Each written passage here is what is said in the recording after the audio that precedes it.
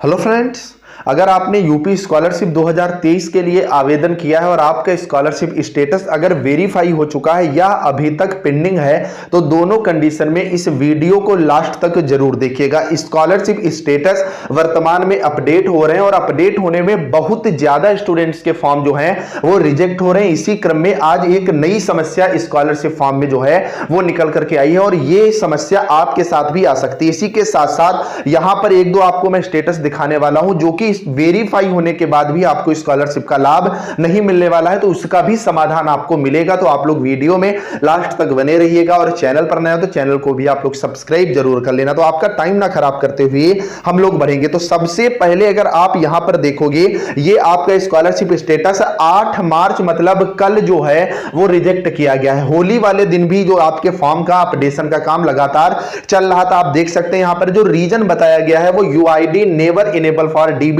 UID never enable for DBT ही लिखता है। और सबसे बड़ी बात जो लास्ट में है, डीबीटी फ्रीक्स्ड बाई एनआईवी लखनऊ, मतलब क्या है कि आपको स्पष्ट रूप से पहले ही कह दिया गया था कि आप बैंक से जाकर के डीबीटी करवा लें और आपने डीबीटी जो है वो नहीं कराई है। ऐसी वजह है कि आपका स्कॉलरशिप फॉर्म जो है वो यहां पर रिजेक्ट कर दिया गया है और यहां पर आपका जो रिस्पांस है वो पेंडिंग भी दिखा रहा था। मैं शुरुआत से ही कह रहा था आप लोग चैनल को जो लोग सब्सक्राइब करके रखे हैं उनको ये बात पता भी होगी कि आप बैंक जाकर के जिनका रिस्पांस पेंडिंग है वो जरूर चेक करवा लें। जिनका वेरीफाई हो चुका था बाई बैंक उनको कोई समस्या जो है वो नहीं थी। अब इनके में एक और भी समस्या आप देख सकते हैं, इनका प्रमोटेड विद मार्क्स जो है वो यहां पर शो हो रहा था। तो फिलहाल इसका जो सॉल्यूशन है वो अभी तो कोई नहीं है, लेकिन अगर कोई सॉल्यूशन आता है, अगर समाज कल्याण विभाग की तरफ से डेट आगे बढ़ाई जाती है तो वो आपको इस चैनल के माध्यम से बता दिया जाएगा। तब तक आप लोग भैया चैनल को सब्सक्राइब कर लो, वरना इसी तरह के रीजंस की वजह से आपके फॉर्म जो है रिजेक्ट हो जाते हैं। अब अगले पे आप अगर आओगे तो यहां पर वेरिफिकेशन जो है इनका बैंक से वो रिजेक्ट कर दिया गया। यहां पर था bank name and IFSC code are not related to each other. तो यहां पर हुआ क्या था ये भी मैं पहले से ही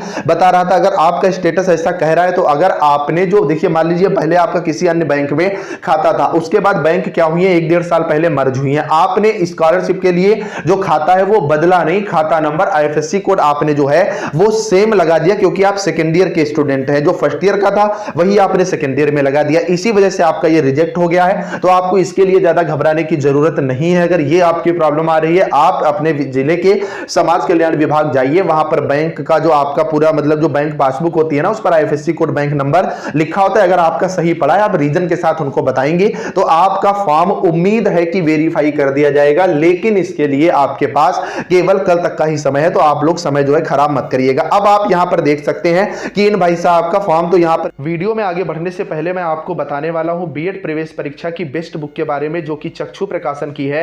इसमें 2700 से ज्यादा महत्वपूर्ण प्रश्नों के साथ साथ 6 सॉल्व पेपर का समावेश किया गया है। बिल्कुल लेटेस्ट पैटर्न पर आधारित और एक्सपर्ट्स की देखरेख में इस बुक को तैयार किया गया है। आपका एक एक पार्ट, चाहे वो सामान्य ज्ञान हो, हिंदी हो, इंग्लिश या रीजनिंग, सभी को बड़े अच्छे लेवल पर इसमें जो है समाहित किया गया है। क्वेश्चंस के लेवल बिल्कुल लेटेस्ट पैटर्न पर आधारित है। वो या तो पिछले वर्षों में आ चुके हैं या तो उनके आने की प्रबल संभावना है। मतलब एक बुक को पढ़ करके आप यहां पर बीएड एंट्रेंस एग्जाम में एक अपनी गवर्नमेंट सीट जो है वो पक्की कर सकते हैं। और हर चैप्टर के बाद में, हर प्रैक्टिस सेट के बाद में इसका डिटेल सॉल्यूशन दिया गया है। तो ऑनलाइन खरीदने के लिए लिंक नीचे डिस्क्रिप्शन में है, पड़ोस की बुक स्टॉल से भी आप खरीद सकते हैं।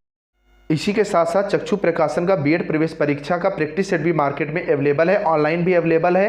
आप दोनों माध्यम से खरीद सकते हैं। अभी जाओ और खरीदो। यहाँ पर वेरीफाई हो चुका है 7 तारीख को, लेकिन इनका भी यहाँ पर शो कर रहा है UID never enable for DBT and beneficiary has been created based on account. अब होगा क्या, आपकी स्कॉलरशिप समाज कल्याण विभाग से तो भेजी जाएगी, लेकिन आपकी लिमिट की वजह से स्कॉलरशिप आपके बैंक खाते में नहीं पहुंचेगी। बैंक तक जाकर के वो क्या होगी, समाज कल्याण विभाग के पास वापस हो जाएगी। तो अभी भी टाइम है, क्योंकि स्कॉलरशिप का वितरण शुरू नहीं हुआ है। आप बैंक जाकर के ये इशू जो है वो सॉल्व कराइए, और ये इशू आपका बैंक से ही सॉल्व होगा, ना कि समाज कल्याण विभाग से, क्योंकि नंबर भैया आपके बहुत अच्छे हैं। आपको शुरुआत में ही स्कॉलरशिप का जो है मिलने के यहां पर चांस है। आगे अगर देखोगे जिन स्टूडेंट्स का स्टेटस इस तरह का शो हो रहा है, इनका वेरीफाई कर दिया गया है 7 मार्च को, लेकिन इनका प्रमोटेड विद जो है वो मार्क्स शो हो रहा है, इनके नंबर शो नहीं हो रहे। तो अगर इस तरह का आपका स्टेटस है, आप लोग स्टेटस चेक करिए। तो आपको समाज कल्याण विभाग कल जाना है और और इसका रीजन जो है वो पूछना है, नंबर क्यों नहीं अपडेट हुई है। वो लोगों के पास जो पूरा डेटा होता है ना वो ओपन करेंगे और देख लेंगे कि आपके नंबर अपडेट हुए हैं कि अभी तक नहीं हुए, अदरवाइज आपको स्कॉलरशिप का लाभ नहीं मिलेगा। बाकी ये जो जिन स्टूडेंट्स का है इंस्टीट्यूट नॉट वेरीफाइड बाई